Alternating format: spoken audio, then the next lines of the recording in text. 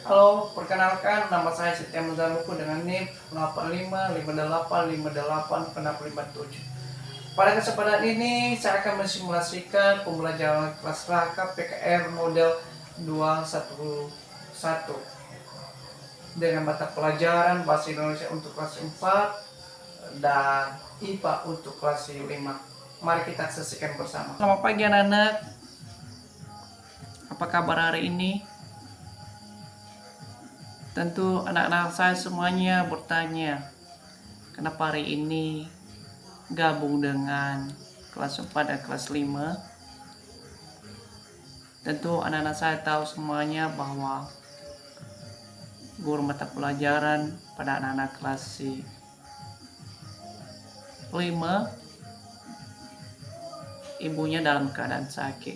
Tentu kita berdoa semoga ibu itu bisa cepat pulih dan bisa mengajar sama seperti biasanya. Itu doa kita bersama. Baik, tentu anak-anak saya semuanya baru terjun ya. Iya, kenapa pada hari ini kita bisa bersama sama abang dan adik-adik kakak semuanya, anak kelas 4 dan anak kelas 5. Dan tentu pada kesempatan ini kita harus belajar dan fokus. Dan sebelum kita memulai ke proses belajar kita, tentu terlebih dahulu kita dulu berdoa kepada Tuhan. Dan ini yang dipimpin oleh abang kalian kelas 5. Dipersilakan. Oke, berdoa dimulai. Amin. Baik anak-anak saya semuanya untuk kelas 4 hadir semua. Ya, syukurlah. Untuk anak saya kelas 5 hadir semua. Baik, semuanya pada hadir. Dan tentu pada kesempatan kali ini kita belajar dengan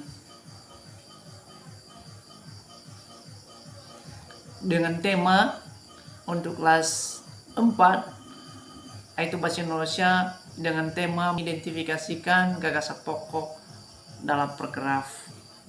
Dalam hal ini kita menggunakan metode diskusi. Dan awalnya saya akan menjelaskan sedikit tentang gagasan pokok dalam paragraf. Dan tentu untuk anak saya kelas 5 pada mata pelajaran ilmu pengetahuan alam, di sana kita akan mempelajari menjelaskan arah gerak dan fungsinya pada hewan dan manusia. Dengan subtema arah gerak pada hewan. Ini kita dengan metode pembelajaran kita presentasikan atau tanya jawab. Dan ini nanti anak-anak kelas 5 kita tanya jawab langsung. Baik, pada kesempatan ini untuk kelas 4 saya mau bertanya dulu. Gagasan pokok itu apa? Ya, ada lagi? Iya. Oke, Bapak akan coba meluruskan. Gagasan pokok itu dalam paragraf adalah ide utama atau pemikiran yang menjadi inti dari paragraf tersebut. Gagasan pokok biasanya disampaikan dalam bentuk kalimat utama dan didukung oleh kalimat-kalimat lain yang memberikan penjelasan atau detail lebih lanjut. Dan di sini saya akan membacakan contohnya, dan nanti anak-anak saya bisa menyimpulkan mana gagasan pokok di sana. Baik, saya akan membaca dan anak-anak saya silakan didengar ya. Dan tenang, yang ada di belakang tenang dan dengarkanlah contoh yang saya bacakan di sini. Baik, contohnya paragraf Indonesia kaya akan budaya. dan tradisi yang unik. Mulai dari pakaian adat, tarian tradisional, hingga berbagai jenis makanan khas daerah. Keragaman budaya ini menjadi daya tarik utama bagi wisatawan, baik domestik maupun mancanegara. Dengan demikian, penting bagi kita untuk menjaga dan melestarikan budaya Indonesia agar tetap lestari di masa depan. Baik dari paragraf yang saya baca itu, adakah anak-anak saya anak kelas 4 yang bisa menentukan mana gagasan pokoknya? Iya, mantap. Ada lagi? Iya. Oke. Gagasan pokoknya pada graf tersebut, Indonesia kaya akan budaya dan tradisi yang unik. Tentu yang menjadi gagasan pendukung di sana yaitu mulai dari pakaian adat. Itu kan pendukung pakaian adat setempat, itu tarian tradisional, hingga berbagai jenis makanan khas daerah. Itu gagasan pendukung. Dan penting bagi kita untuk menjaga dan melestarikan budaya Indonesia agar tetap lestari di masa yang akan datang atau masa depan. Itu kan, sampai di sana sudah bisa menyimpulkan? Ya, mantap. Baik, untuk anak saya kelas 5, tentu kita tahu apa itu alat gerak pada hewan. Ada yang tahu? Ya, otot. Ya, mantap. Ada lagi? Oke. Alat gerak yang ada pada hewan yaitu otot atau alat gerak pasif tulang. Alat gerak aktif seperti otot memungkinkan hewan bergerak karena kemampuannya berkontraksi. Alat gerak pasif seperti tulang menyediakan struktur dan dukungan untuk gerak tersebut. Adapun fungsi gerak pada hewan yaitu 1. Membantu hewan berpindah tempat. 2. Membantu hewan mencari makan. Dan 3. Membantu hewan menghindari bahaya.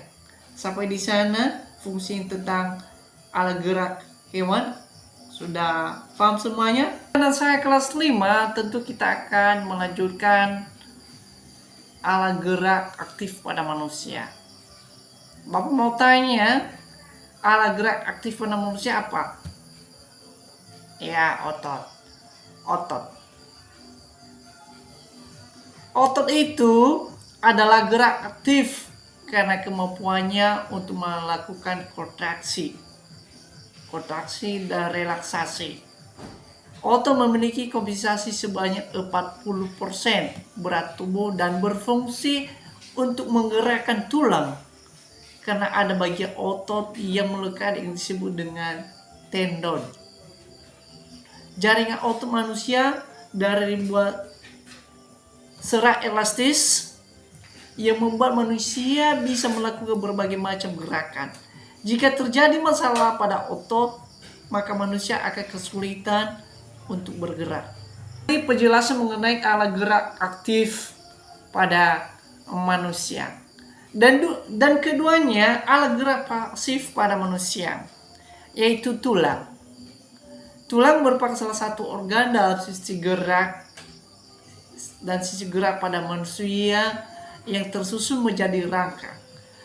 Tulang adalah gerak pasif yang bergerakannya dibantu oleh otot, sendi, ligamen, dan organ gerak lainnya. Secara umum, tulang manusia berfungsi untuk menopang tubuh, melindungi organ dalam, menyimpan kalsium, dan menghasilkan sel darah. Dan kemudian alat gerak pasif pada manusia yaitu 2 sendi. Sendi ini adalah sebutan untuk pertemuan antara 2 buah tulang. Sendi bergerak seperti engsel yang memungkinkan pergerakan antara dua tulang yang disatukan oleh sebuah sendi. Tentu sendi ini bisa kita temukan dalam tubuh kita. Contohnya sendi NC terdapat pada siku dan lutut. Sendi putar terdapat pada leher. Kemudian dan ketiga,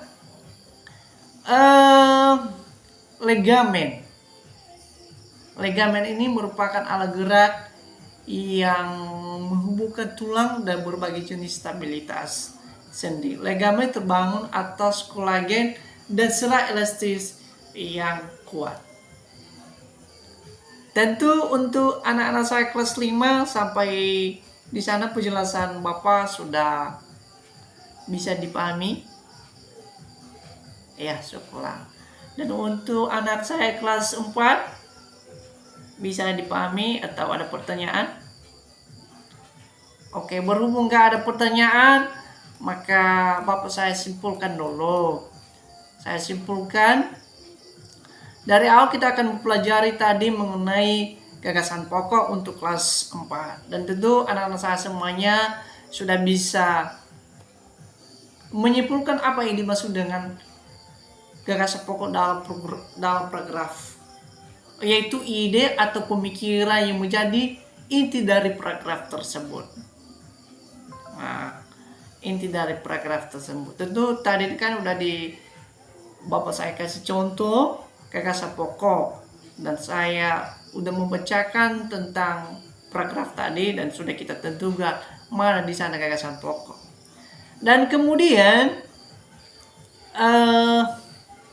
gagasan pendukung, yaitu tadi kan kita membacakan paragraf itu Indonesia kaya akan budaya tradisi yang unik. Tentu gagasan pendukungnya yaitu budaya. Yaitu budaya mulai dari pakaian adat, tarian tradisional hingga berbagai jenis makanan khas daerah.